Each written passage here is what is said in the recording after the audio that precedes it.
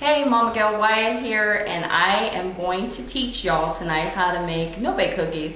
A lot of you have told me that you just don't know how to make them. They either come out too soggy or they come out too dry, and I just wanted to make it real easy for you. So let's get started. All right, let's get started. I've gone ahead and put 1 cup of sugar into the pan. I'm going to add 2 more cups, so we have a total of 3 cups of sugar. And the reason I use 3 cups of sugar is because I bake for a living and have a big family, so it works out good for me that way. Because I can make a lot of no bakes at one time, and I don't have to keep repeating this process. So to this sugar, I'm going to add 3/4 cup of canned milk. Why do I use canned milk? Well, because canned milk is the right consistency, unless I'm making my vegan no bakes, which take a little less milk and a little more sugar, but that's for another story, another time. We're going to go ahead, I mixed that together. I'm going to go ahead and turn it on a nice good medium heat and get this boiling. And I like to let the sugar and milk boil first, get to boiling first. Does one of two things. It incorporates the sugar into the milk, or the milk into the sugar, and then I add my butter to it. Makes it nice and creamy, so you don't have those no bakes that taste like they've got some crust or something in them. Let me situate this just a little bit better here so y'all can see. Bear with me. Okay, that looks good. All right, let me get a stick of butter.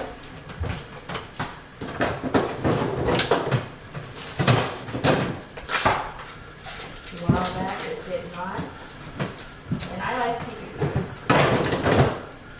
like to use a stick of cold butter because I'm going to get this process started, get it all heated up here, and then I'm going to add the butter and it's going to bring the temperature back down. It's going to have to go back up again. Now to this, I'm going to add some cocoa, and we're going to get that stirred in real good.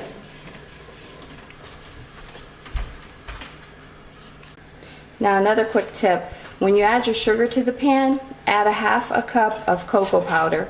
Any kind of cocoa powder you want, but my mom had an old standby, and I won't say the name on here because I'm not getting paid royalties for it, but use the cocoa powder that you like the best. Whatever you put in your chocolate cookies, or when you make fudge at home, or whatever you want. That makes it easier actually too. When you mix the cocoa powder and the sugar together, the 3 cups of sugar, 1/2 cup of cocoa powder, mix it all together, get it combined real good, and then add your 3/4 cup of milk, and you'll get a nice smooth consistency.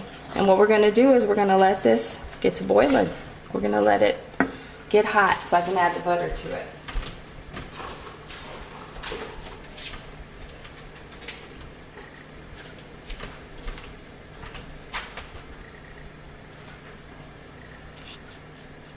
Okay, my mixture is getting bubbly around the edges, so I know it's hot enough now to add the butter. Let's go ahead, just a stick of butter. I like salted butter because it gives it that little extra flavor. A little bit of salt in anything you bake or make tastes really good. Except for banana cream pie, don't ever put salt in your banana cream pie mixture. It's not good. So let's get this boiling real good. We'll get it all melted down, stir together, incorporated. And this takes a minute or two. Kind of reminds me of when I'm making fudge. You just have to let it do what it does. Get this situated a little better here so y'all can see.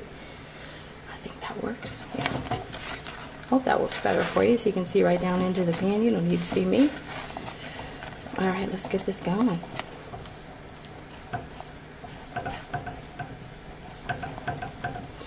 And I have a little timer I like to use. Another trick to making great no bakes is to not undercook them and not overcook them. And many of you know if you undercook them, they're soggy and runny. If you overcook them, they become hard as a brick. So we definitely don't want to do that. Nobody wants hard no bakes. I like my no bakes to be shiny and somewhat flat with maybe just a little hump to them. Nice size, big size. Just just makes everything better. It makes it taste better. It looks better. And you know me, I'm all about that presentation on my food. Whatever looks good, probably tastes good too. And that's what your people that you're serving these to will say.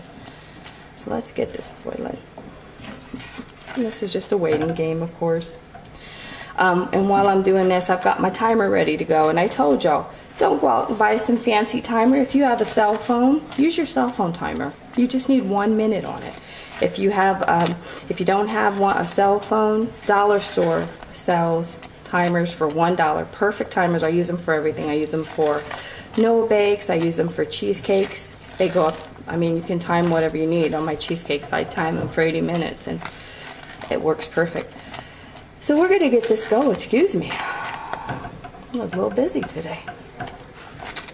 Okay, let that get to. I'm gonna give it just a break here and let it get to roll and boil here. If you look, see around the edges how that roll starting, that boil? Oh yeah, that's what we're looking for. It's going to incorporate, it's going to all come to the center. And let's get it stirred up a little bit, because right now, this is when it's going to take off. Watch. Oh yeah. And when I say rolling boil, I mean rolling boil. You want to see those bubbles boiling all over the place. This is where the rubber meets the road with no bakes. You got to get the rolling boil started. Once that starts, see there? We're getting good, huh? And that took probably, what, a few minutes to melt everything and meld everything together, heat it all up. All right, we got the rolling boil. Let's start our timer for 1 minute. And we're going to just keep stirring while it's rolling and boiling. Alrighty. Now once you hit that 1 minute mark, I want you to turn the gas off, or whatever you're cooking on, gas, electric, turn it off. You want to take it off the heat. Once on a gas stove, once you turn the knob off, it's usually done heating it. And as soon as you hear that timer go off, for about 27, 26 more seconds, this is key. You have to only do this for a minute. You have to let it go into a rolling boil for a minute. If you go any longer, it's going to start getting that fudge consistency, and if you go any longer, it's going to start turning into a rock. So we definitely don't want that to happen. Let's do a countdown here. 7, 6, 5, 4, 3, 2, 1, and done. Let's turn the gas off. Turn the fire off underneath there. Okay. There we go. Good job. Thank you, Mr. Clock. All right.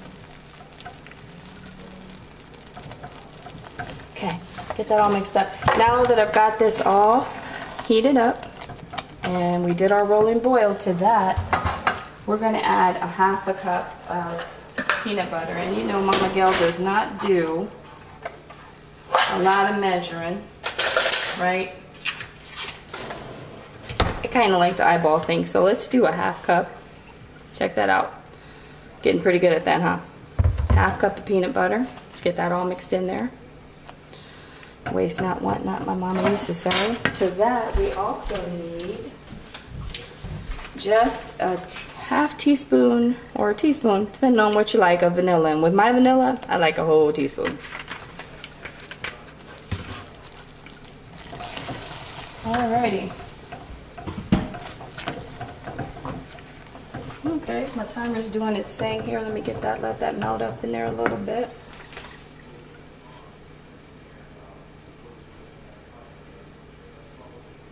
Okay, got it shut off. Let's get that all blended up.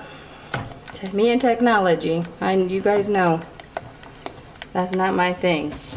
I always said I'm not that smart to use a smartphone, but I'm learning. My kids are teaching me. Alrighty. With this, you see how all that peanut butter is melting in there? Just a half a cup of peanut butter. People think you need a lot more, but you don't, because peanut butter has a really strong taste, and a no bake is a chocolate peanut butter no bake, not a peanut butter chocolate no bake. So, all right, we got that mixed. To that, I'm gonna add 3 cups of oats, and 1 minute oats is what you want to use, and I'll tell you why. Because if you use the long cooking oats, it's going to take you lot longer to get it all combined and mixed, but the 1 minute oats work out perfect. And to my chocolate mixture, I added 3 cups of 1 minute oats. People love my no-bakes because they're shiny, they're pretty when you eat them, they don't look real bulky and dried out, and just check this out. Look how pretty that is. All right. I'm going to stir it up just a little bit more. I like to feel the consistency in it. The consistency of just feel it getting thicker, similar to when I make my fudge. And then I'm going to drop it onto a parchment or a wax paper lined baking sheet.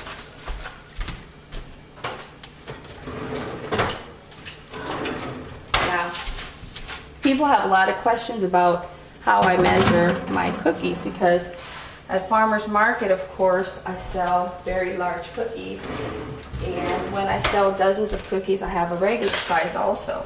So I'll give you my little hint here.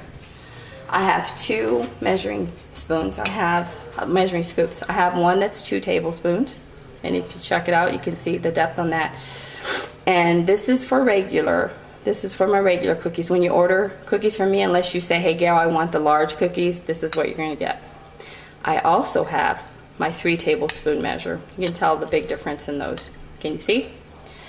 And at farmers market, I sell the 3 tablespoon cookies. Not only because I want to give people a big portion, but my cookies are $1 a piece at farmers market, and so I want to make sure I give them a nice healthy serving of my cookies. All right, with that in place, we're going to go ahead and scoop. And as you can see, I have my pan that's lined with wax paper.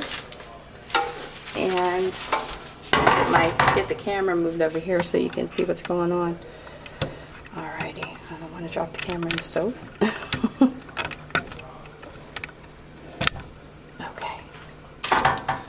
Let's just slide this over a little bit. So we're going to go ahead and, sorry guys, clumsy me. We're going to go ahead and scoop these out. Hang on one sec while I get this reset.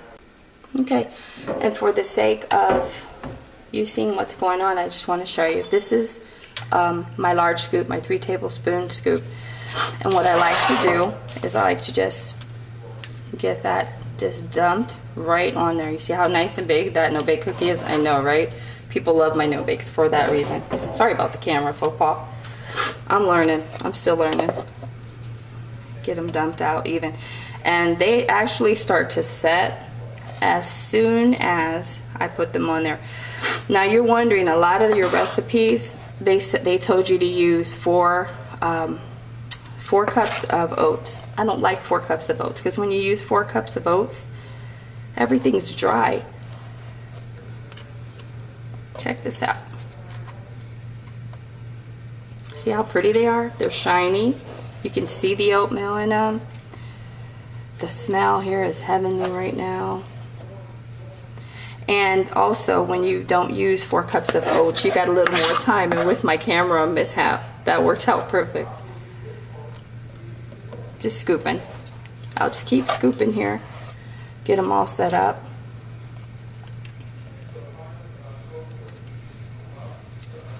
Still scooping, my big scoop. And these will be farmers market ready. Also, what I was saying too about not using 4 cups of oats, like in most of your recipes, your batter's going to be a lot more forgiving if you don't use 4 cups. So you've got some time to work with it. It looks pretty, it's shiny, beautiful chocolate no-bake cookies. And let's do this. This one looks a little thin, so let's add some more.